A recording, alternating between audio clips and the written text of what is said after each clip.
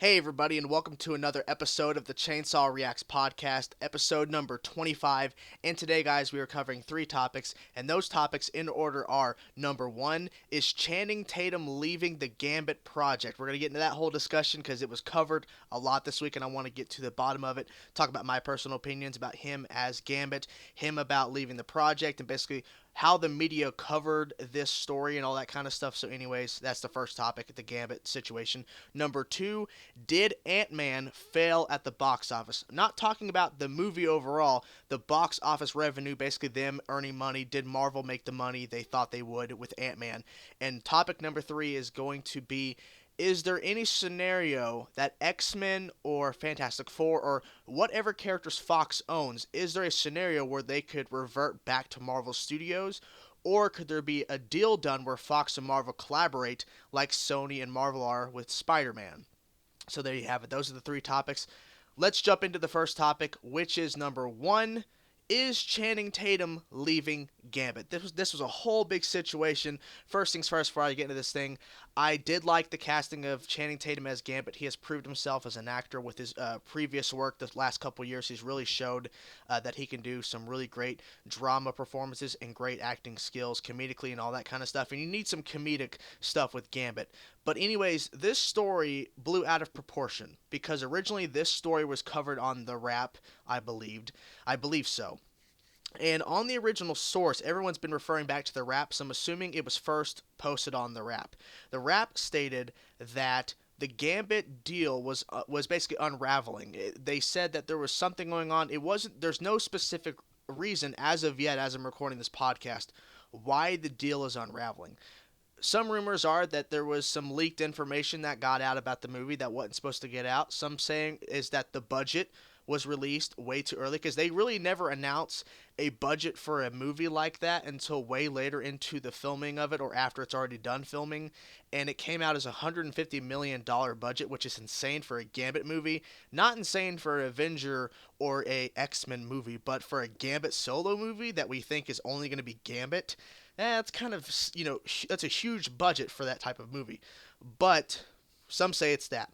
But the interesting thing is that The Wrap never once said in their article, the original source, The Wrap never said that he is leaving, that he's gone. They said he is planning on leaving, that it is a possibility. He plans on walking away. However, Fox, as we know it as of right now, because there's no extra coverage as I've seen online before I started recording this podcast, there's no additional news. There's nothing to add to the story. We only have this base. But at the same time, here's what happened. This is where the unraveling happened beyond the unraveling of the contract. The unraveling is what the rest of the media was covering.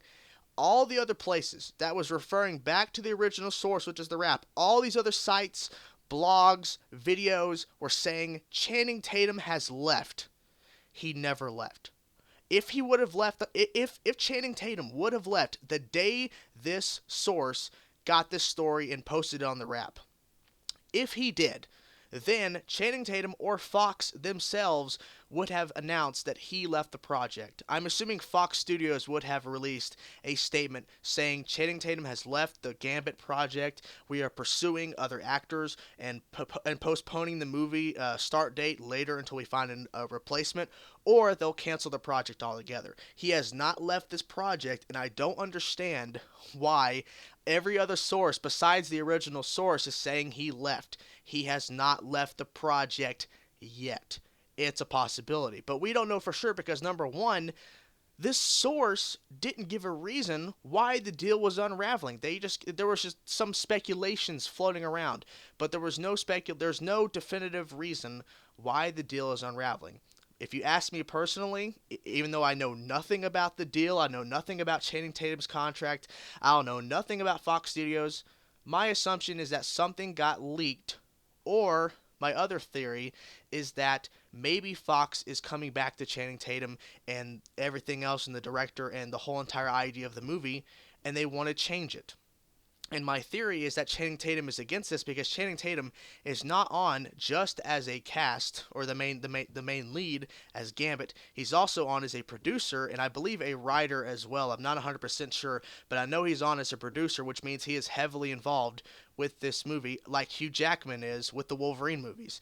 Channing Tatum is going to be heavily involved with this movie. Now, whether he's going to be writing, I'm not sure, but he's heavily involved with the process of pre-production, production, and post-production. He is going to be involved because he wants to do this so bad, just like Hugh Jackman with the Wolverine solo films. So, it makes sense that if Fox came back and said, okay, Channing Tatum, we have a budget. There's some things we want to change about the movie to make it more like this in this direction. Maybe he's not on board with that. Maybe his thought and his whole process and his talks with the director and the writer and whatever, or the writers, and this is their idea of the story. And Fox is jumping back in last minute after Comic-Con saying, yeah, we want to change it. It just seems really bizarre because Comic-Con, there was not a Gambit panel.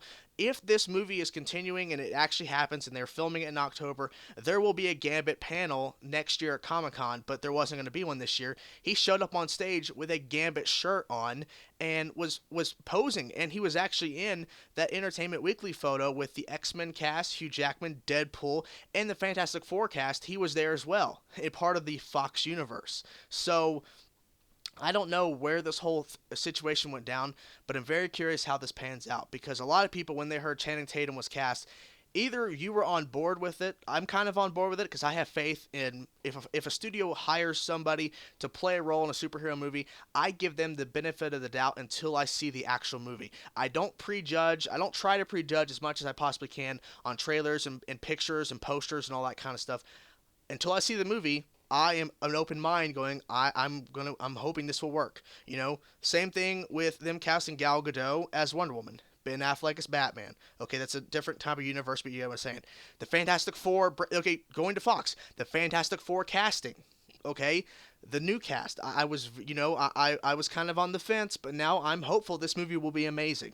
So for this, I'm hopeful that he will be an amazing Gambit. Now, everyone's saying that Taylor Kitsch from X-Men Origins Wolverine was a good Gambit, even though he was not featured in the film hardly at all. And I agree with that, but the timeline has changed. We need to go with a new Gambit. Let's just say it's now Channing Tatum. You could say he looks kind of familiar to Taylor Kitsch. You get the hair a little bit longer. He's obviously buffer looking, but you know it could be believable if, even though that the timeline's completely changed, now they can do whatever they want. But overall, this story, I think, is just very interesting because we don't know the actual reason. If we knew the actual reason, then we can kind of give some more context to the story, because all we know is that supposedly the deal's unraveling, because there's no official word if the deal is unraveling or not. And I think it's interesting that when this story came out and it blew up all over, every time I got on Facebook, there was a new link to a new website covering the story saying that Channing Tatum has left. And it was just very crazy to hear all this and see it, when in reality it's just a source claiming they know that it's happening, when who knows if they actually know, because Channing Tatum and Fox have not released statements against this or saying this is actually happening, we want to confirm this. Nothing. It's just rumors and speculation. Just we think it's happening. We don't know. Now, to the whole thing about the $150 million budget that supposedly is going to be attached to this movie. Hearing that, I'm not 100% sure why that is. Number one, I think it's way too much for a solo movie. Number two, my theory is if they're going with a $150 million budget, there's going to be more X-Men in this movie. In what capacity, we don't know. But if they're going to have, if this is set in the 80s, or if it's set in modern times with like the original X-Men cast, like the end of X-Men Days of Future Past, and they have that Gambit, and now he's in that modern time with, you know, Patrick Stewart, Halle Berry, you know, Hugh Jackman as an older Wolverine, and, you know, Famke Janssen as Jean Grey, you know, all that. James Mars is in a Cyclops. If he's in that timeline, the future timeline, compared to X-Men First Class in the past of Days of Future Past and X-Men Apocalypse, if he's in the present and they want to add those X-Men in, or if he's in the past in the 80s with what's happening with Apocalypse and he's in that timeline too, and his story is taking place after the events of X-Men Apocalypse and some of the X-Men show up, they got to pay those actors and actresses to show up, whether it's in the future timeline or past. So my theory is, hearing $150 million, he's not going to fight he's not going to fight a CGI complete villain. He's not going to be doing all these crazy stunts that require that much money as a budget to do these special effects and these big action scenes. My theory is that it's probably going to be there's going to be more X-Men in this movie. Now, whether how much screen time they're going to get, that just depends. But it feels like to me that it's going to be, it's going to be more than just a Gambit movie, and maybe that's kind of an issue. Maybe they came back and said, okay, well, because we still don't know where in the timeline this is taking place. If it's in the 80s or in the present or future timeline, we don't know. Um, but either or, if Fox came back and told Channing Tatum, if the story is true, because we're just going off the assumption that it is true, there's some unraveling, he hasn't left. I'm curious to know if Fox came back and said, we want to add some of these X-Men characters, whether it's in the past or future timeline. We want to add these people in to kind of boost this movie, to give it something more. They're not going to be in the film much, Channing Tatum, but they're going to be there to kind of help support the Gambit character. Because if you really think about it, Gambit is like a gamble like Ant-Man. And we're going to get to the second topic, but we kind of see what happened with Ant-Man a little bit. But anyways, we'll get to that second topic. But Gambit is in the same boat, because the only other solo movies besides Deadpool, which is not out yet, the only X-Men solo films they've had was Wolverine, and they've done 2 of them. The second one did a lot better, but the first one still made money, but they made their first attempt with the most popular character, Wolverine. So that's what they did. And so for them, it's a big gamble, because we've never seen Gambit. We saw him in X-Men Origins Wolverine, but he wasn't a big role. He was never in an X-Men, like an X-Men ensemble movie. He's only been in a 5 to 10 minutes in X-Men Origins Wolverine, which that timeline's completely erased.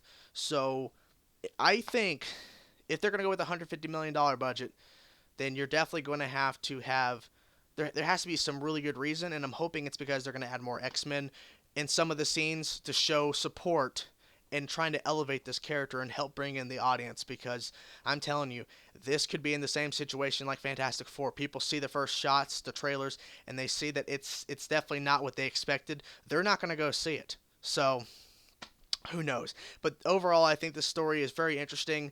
Now, whether it's true or not is debatable, but I wanted to cover it because I felt like it took the media by storm. It took the movie world by storm, this whole entire situation. So we'll just have to see what actually happens, but I'm very curious about when they're going to basically announce whether he's out or not. Let's take a sip of the drink and I'll get to the second topic. Okay, so topic number 2 is going to be, did Ant-Man fail at the box office? Let me pull up the actual box office website here, boxofficemojo.com. Now, like I said before, I'm not talking about the movie, I'm talking about the box office results. So let's make that very, very clear. Okay, so first things first here. It says here that Ant-Man has made, at this point, $239 million, almost $240 million total.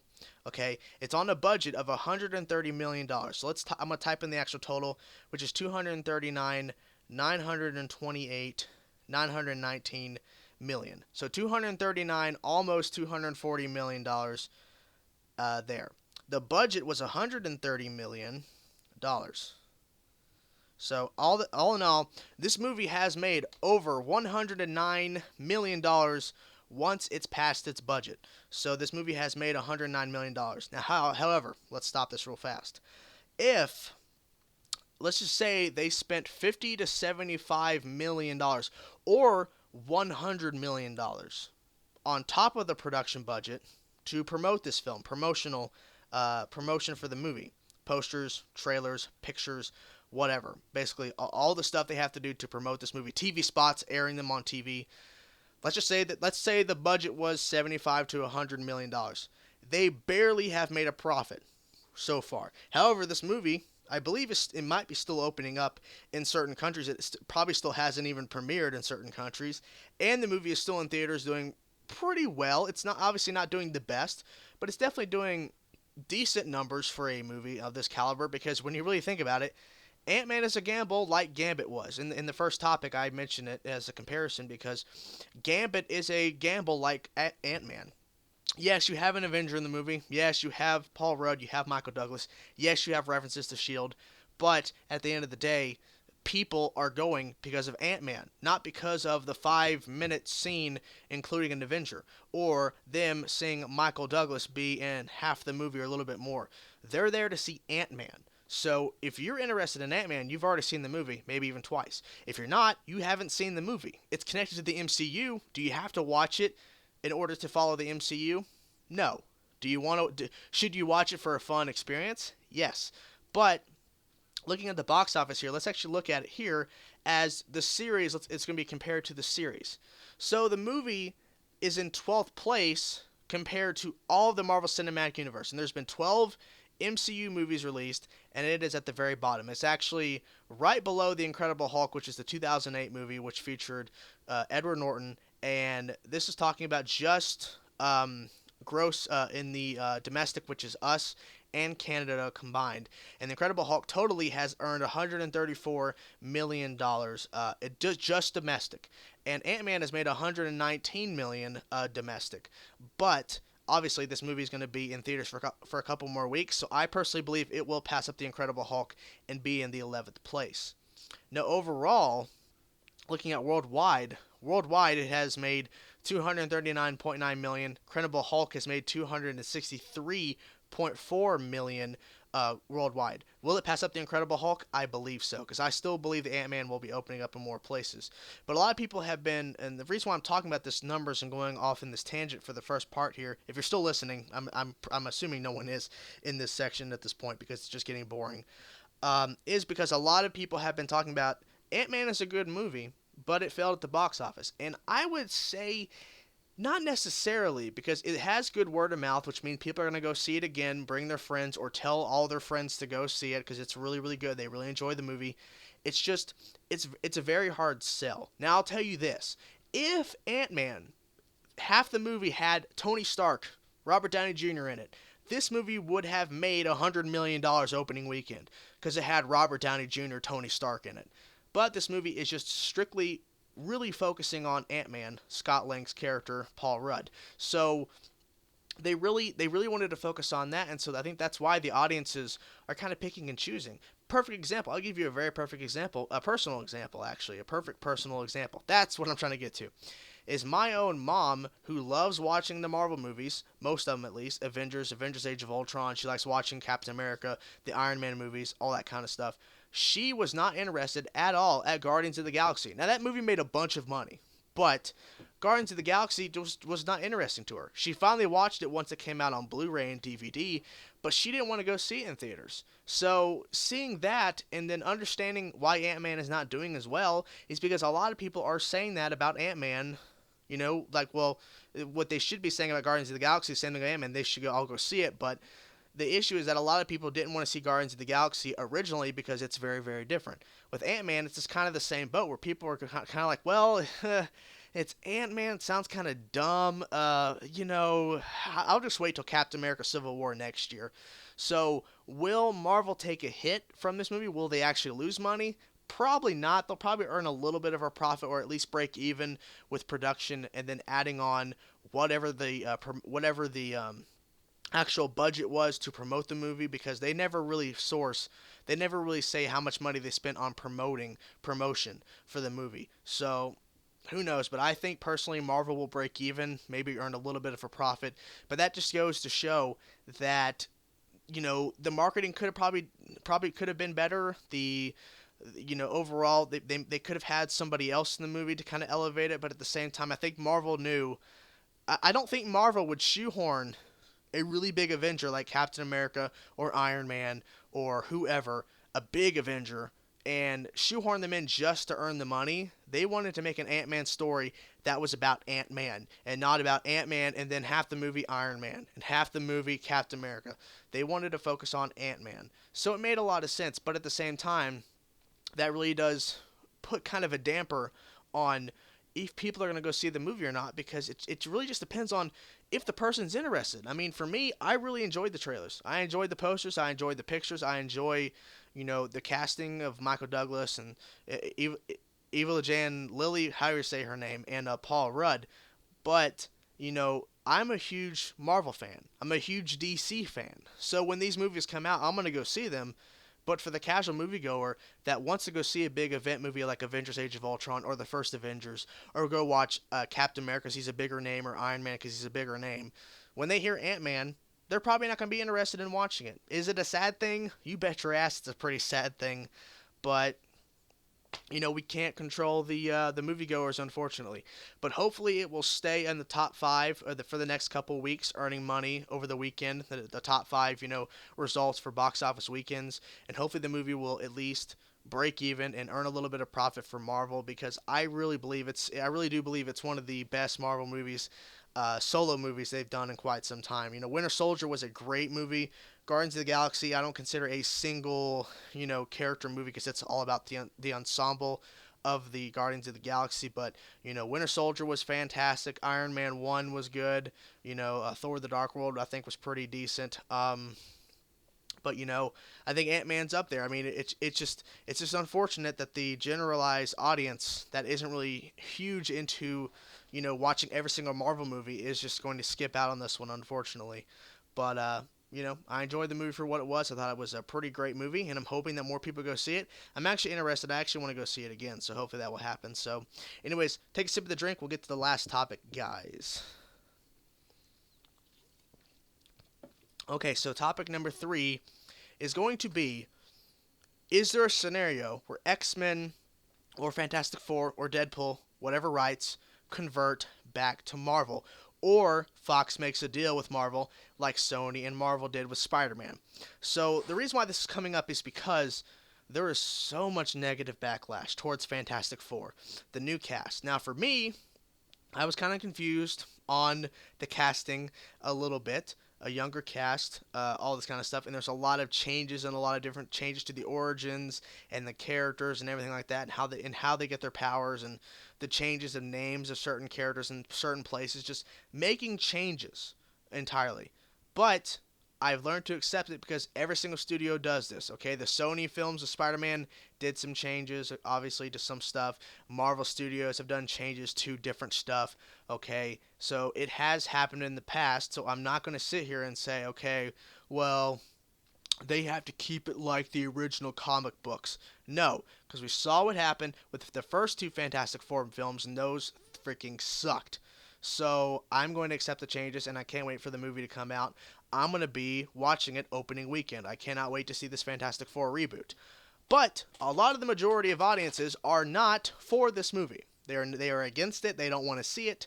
So my scenario, my thought is, if the Fantastic Four reboot that comes out very, very soon, if it fails, could Fox get rid of the rights, revert back to Marvel, or would they possibly come to Marvel to make some sort of deal? Because the reason why this movie is coming out is because Fantastic Four rights was about to be reverted back to Marvel. Because, from what I understand, is that under contract, there is a certain amount of time in between a film. If there's a contract signed for usage of characters and it's not your characters, you've bought the rights to use the characters live action. It's a contract. You got to keep the contract, and if you do something to break the contract, or the time runs out or something, it reverts back.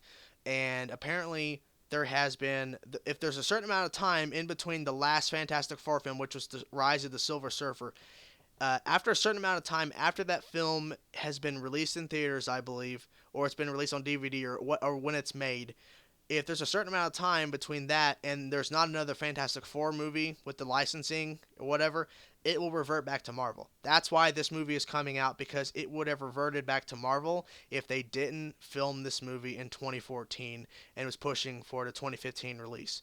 It would have reverted back to Marvel. I'm not sure when. Maybe 2015 it would have, or 2016. That's why the movie is coming out. That's why they rebooted it. That's why they did this, because they want to try to connect it with the X-Men universe and all that kind of stuff. But anyways, I digress. So if this movie bombs, will Fox give up and try to get and just give the rights back to Marvel, or will they come to Marvel with some sort of deal? Now here is the trickier thing. If in the Fantastic Four reboot there is some connections, or there's a scene, or there's an end credit scene, or a mid-credit scene, or an after-credit scene, or whatever, something referencing the X-Men, whether it's the past X-Men with James McAvoy, First Class cast, or the original cast, Patrick Stewart, Ian McKellen, Hugh Jackman when he was, in the original cast as well, Halle Berry, all of them. Whether it's either or, the future or past X-Men cast, if there's any references, and this movie bombs, and they have to go to Marvel about making a deal, about them having still the rights for Fox for them to have the Fantastic Four, but they're going to be working with the Marvel Cinematic Universe, and they're going to have the Fantastic Four go over into the Cinematic Universe and be a part of the Marvel Cinematic Universe. It's like Iron Man fighting alongside with Reed Richards, Johnny Storm, fighting alongside with Captain America, The Thing and the Hulk fighting, a horde of enemies or something. They have to recast again. That's the issue. Because if there is any references in Fantastic Four reboot to X-Men, to Deadpool, to Gambit, to the X-Men universe, if there's a reference to a mutant, if there's a reference to there's a school for mutants, or there's like some kind of news coverage on a TV referencing that it's in the same universe, talking about, because it's talking about talking about Sentinels, in the White House and everything. If it's set in the past timeline, actually, no, I think it'd be set in the modern timeline. So it might be referencing, something involving around Xavier's school or whatever, or Charles Xavier or something like that, to the extent of where it's referencing. Then you have to recast if it reverts back to Marvel, or if there's a deal made with Fox and Marvel. Same thing with Spider-Man with Sony and Marvel. They couldn't bring over Andrew Garfield into the MCU because he's already done 2 films in New York City. There's not been one reference to the Avengers. There's not been an Avenger Tower in any of the movies. There's no talks in the MCU about some guy swinging around fighting a lizard or fighting Electro and fighting Green Goblin and fighting all these things and basically being around.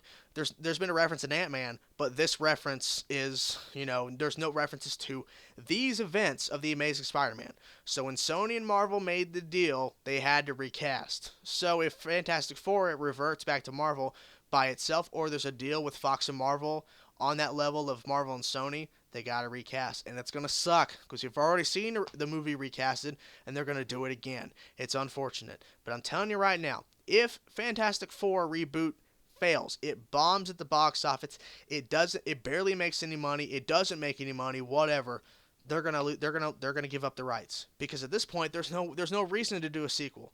There's no reason to try to do a sequel, because let's say the movie completely tanks and the movie does not what it expected, it just completely bombs. They should not try again. They should not try again. I'm looking at actually here on the website, and there is no production budget announced for this movie. But I'm telling you, if this freaking movie fails, Fantastic Four, it's that they're going to get rid of it, or they're going to try to make a deal, and they got to recast, and it'll be a whole freaking process. Now, will X-Men ever revert back to Marvel? My assumption is no, because my theory is, before that would ever happen, I'm thinking they're going to reboot the universe. So what's going to happen is that there's going to be one, how they're going to explain it, because I have a theory. At a certain point, they're going to have to reboot the universe. Or they're going to have to do something different to continue this with different actors and actresses, because eventually these people are going to not want to play these characters for 7, 8, 9, 10, and 11, 12 films. Whether it's solo films or team up ensemble films, something where they play the same character 20, 12, 15, 16 times, they're going to want to stop. So 2 things for the X-Men could possibly do, because Fantastic Four is in, a very tough spot, but X-Men's been doing really, really good lately, so I don't see X-Men reverting or do some kind of deal at all. I don't see it. Here's the thing. 2 things. One, they continue to make stories, and they just continue to do all this kind of stuff, and they just keep making stories evolving this universe, and that's what they keep doing until eventually no one cares about X-Men, and then it goes back to Marvel. 2, let's say hypothetically, after X-Men Apocalypse, they do 3 more X-Men films, like not including solo films. Let's say 2 more X-Men films. Let's just say after X-Men Apocalypse, they do the solo films, Gambit, Deadpool, and the next Wolverine movie. They do 2 more X-Men movies after X-Men Apocalypse, 2 more ensemble films with more solo films before and after, and then after that. After the second X-Men movie ensemble, they're done with the universe. They're going to reboot it. And the way they explain it is that when everything changed in the timeline with X-Men Days of Future Past, X-Men First Class, X-Men Days of Future Past, once the timeline is fixed, X-Men Apocalypse, these solo films with the Wolverine and all this kind of stuff, and all these movies, until that second X-Men ensemble movie, is one timeline. they're going to reboot the timeline and do it all over again with brand new actors and actresses, and they're going to redo it again. And they're going to wait about 4 or 5 years or whatever after that second X-Men ensemble film after Apocalypse. Then they're going to reboot it. Then this is the second timeline. This is a different timeline. So everything that happened in the first timeline with all these other X-Men movies happened on a different timeline. So it doesn't completely destroy all the movies they made. So that's my theory. I don't believe X-Men will ever revert back to Marvel until everyone's done watching comic book movies. That's my theory. Once people are done watching comic book movies, we're not going to see comic book movies, and things are going to get reverted back to the original people who own the rights, and that's going to be it. That's going to be the end of the day. So that is my talk. That is my thing. If Fantastic Four goes back, it will probably happen after this movie. If this movie fails, Fantastic Four reboot, they're definitely going to have to stop the whole sequel thing and just be done with it, because there's no way they could possibly keep continuing if the movie bombs. So anyways, that's the end of the podcast, guys. What do you think of the Channing Tatum situation? What do you think about the Ant-Man box office? Possible that it failed, the box office, all that kind of stuff. What are your thoughts about if Fantastic Four or X-Men goes back to Marvel in any sort of way? Let me know in the comment section below. Thank you guys for listening to the podcast. Check out past podcasts if you want to. Peace out.